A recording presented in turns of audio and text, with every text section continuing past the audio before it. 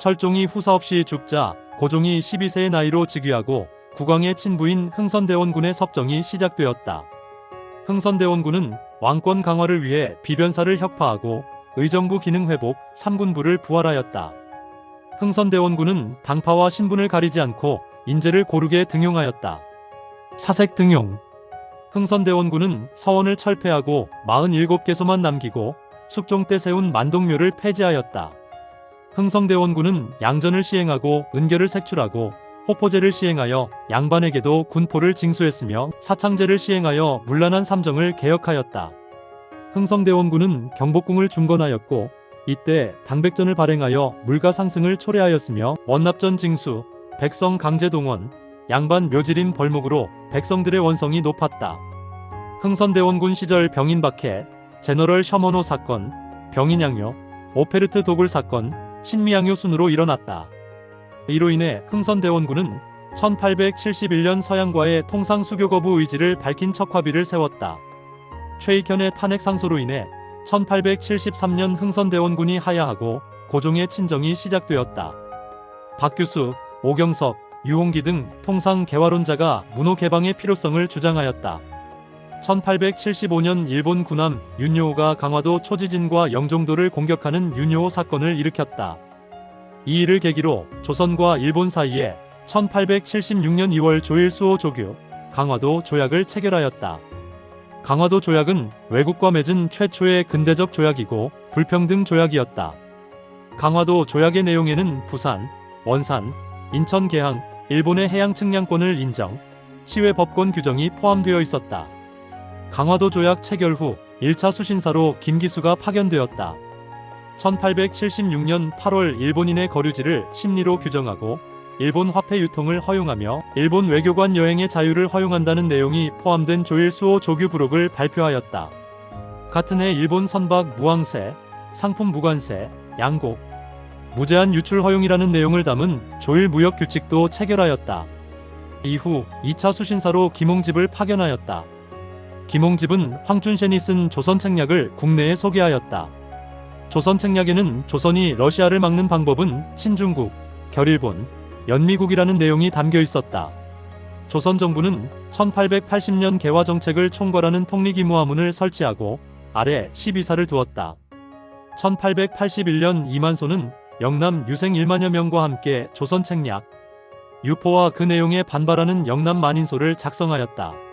그 같은 해 정부는 박정양 등을 조사시찰단으로 일본의 비밀리에 파견하였다.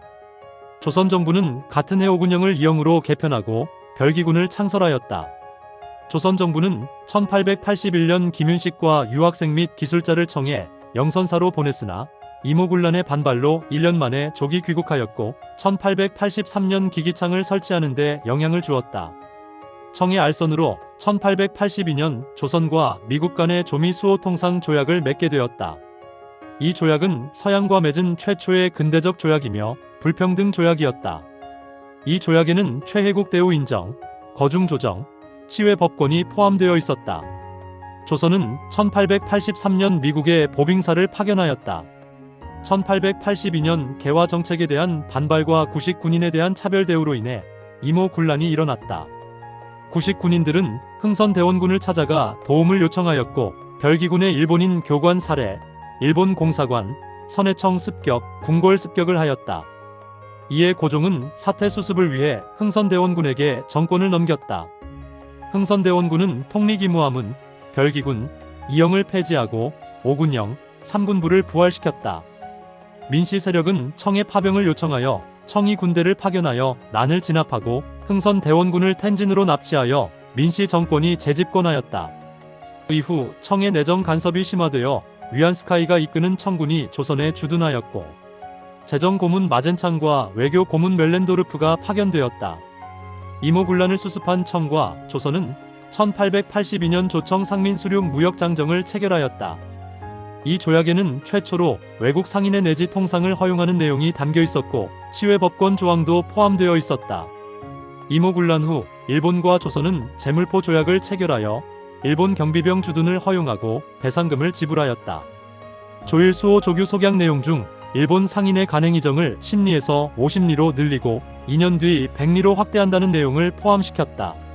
1883년 조일 통상 장정이 개정되었는데 방공령 선포 규정, 일본 상품의 관세 규정, 최혜국 대우 인정 규정이 포함되었다.